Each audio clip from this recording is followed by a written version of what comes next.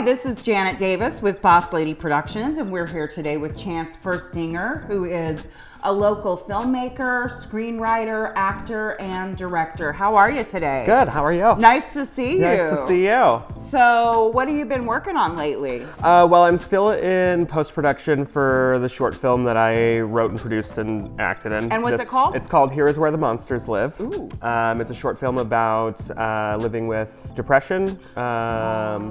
Yeah. Actually, I think I've read that script. Yes, yeah, I did. I sent it to you. Oh, that's right. Yes. Really good script. Thank you. So you guys filmed that recently? We did, yes. Okay. We filmed it in August. Awesome. And we're wrapping it up now. It's in post-production, so hopefully and soon. I understand that you're rehearsing now for a play.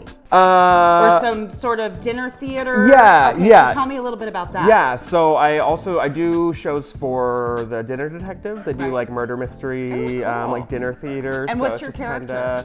Well, we all kind of rotate characters, so that's kind of nice. You get to like mix it up a little and get to like try new things. Diversity. Yeah. Have you had any formal training in acting or directing, or are you self-taught? What's your background in formal education, and tell me about kind of how this path led you to what you're doing. I mean, other than, like in school and stuff, I took some acting classes, but I studied acting through April Matson with Platform. Oh, of course. Yes. And she's a amazing. Yes. And so that was kind of what my jumping off point into the film community. That's kind of how I was introduced to everybody here. And when did you start studying with April? About how long ago was that? It was about 4 years ago. Oh, okay. So right at the beginning when she first started Platform. Gotcha. Yeah. And now you're teaching at Platform. Yeah, now I'm teaching at Platform. That's April moved back to LA. She Yeah. fully endorsed me to take over because she knows I understand the work. Yeah. So. And I've been in one of your classes. Yes, you have been. So, Yeah.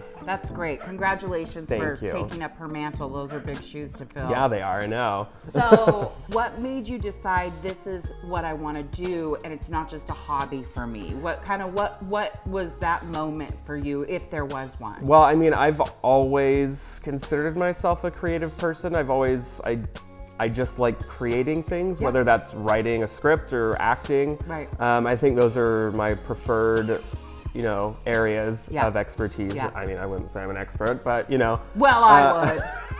I feel like storytelling is so crucial Yeah. to, I mean, especially like in this world that we live in, like everybody needs an escape every now and again. Well, and people watch and binge watch TV and movies, and they just don't have any concept of how much work goes into it. Yeah.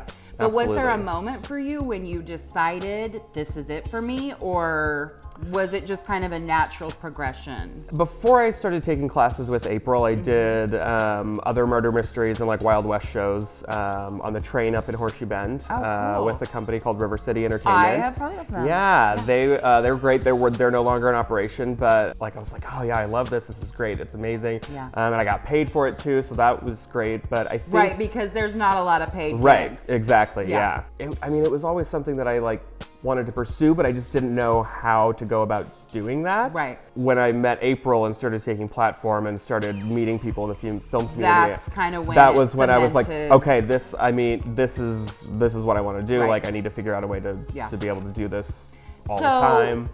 transitioning from that question, being in this Boise market, how realistic do you think it is for someone here to be successful? I mean, we've got all this new technology, but how realistic do you think it is for someone to be successful from this market?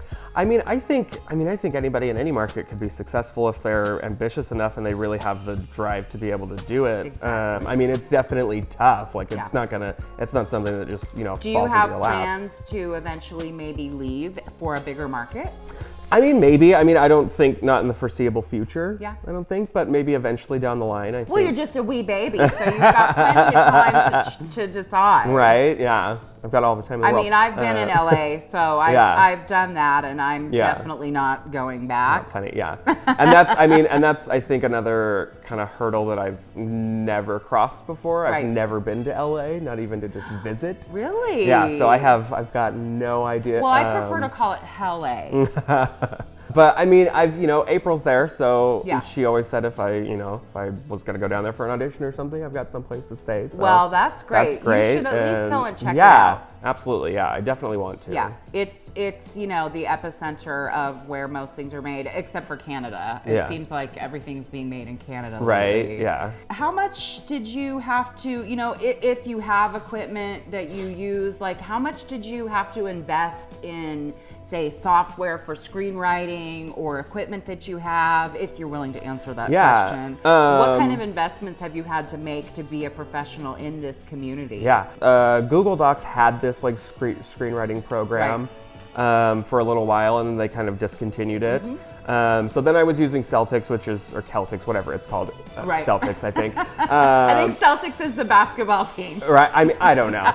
But that one's free. I think they do have like a paid one, but I'm using Final Draft right now, which I think was... I've heard that's really good. Yeah, that's like the industry like standard. Yeah. Like this is...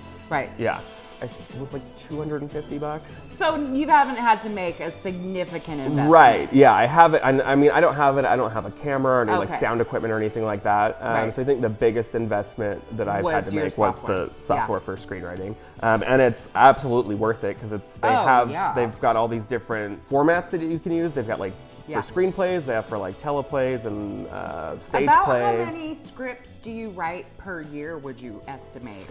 And are they usually shorts, or have you written features? I wrote one feature a long time ago, and it is one that I would like to revisit. I haven't yet, but most of what I have written have been shorts. Okay. And I mean, there are some that I think I could turn into features. Do you have like a goal where you say, oh, I'm going to write one a month, or do you just kind of write when inspiration strikes you? I kind of write when inspiration strikes, just because I feel like if I set a goal for myself, then it becomes an obligation. Right, and then it feels like a job. And then I mean, which in a sense, that's what I want it to be, but at the same time, I also don't want to like stymie my creativity by being like, this is how much I have to write, and then it just becomes like this kind of manufactured, it's like not creative anymore. So I try to, I mean, I do try to write at least every day, but you do? I do, but it may not necessarily be It may not happen. It may not happen. It may be like I just like outline something and then I'm like, well, this is garbage, and then I just toss it out or save it for another day. Exactly. Right. What is it really,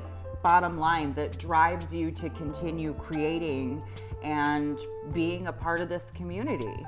I want to tell stories that don't often get told. Like with Here's Where the Monsters Live. I mean, we've seen countless films about depression and stuff, but they always have this.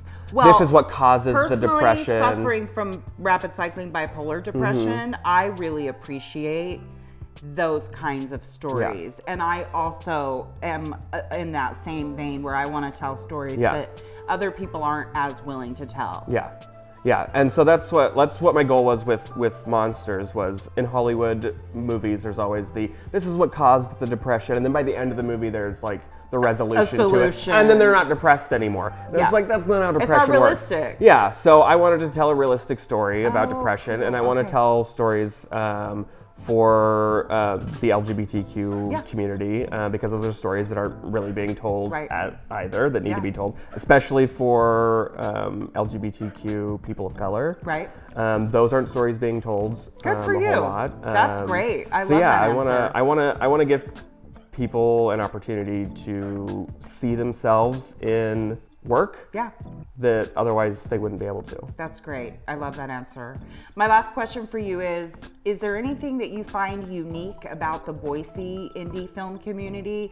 Not that you've been really exposed to other film communities, but is there anything you find unique about our little community here that you'd like to share? Yeah, what I have experienced, it seems like everybody, for the most part, is pretty on board with helping out with other people's sets. They always, they're like, let's make something, let's create something, you so have this story. Tight-knit sort of family. That's what it feels like.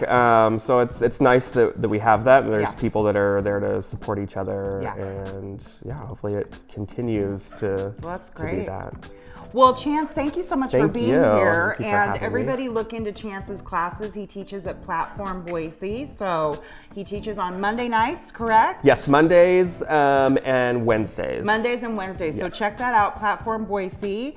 And this has been Chance Fuerstinger, beloved actor, director, and screenwriter. And I'm Janet Davis with Boss Lady Productions. Thank you.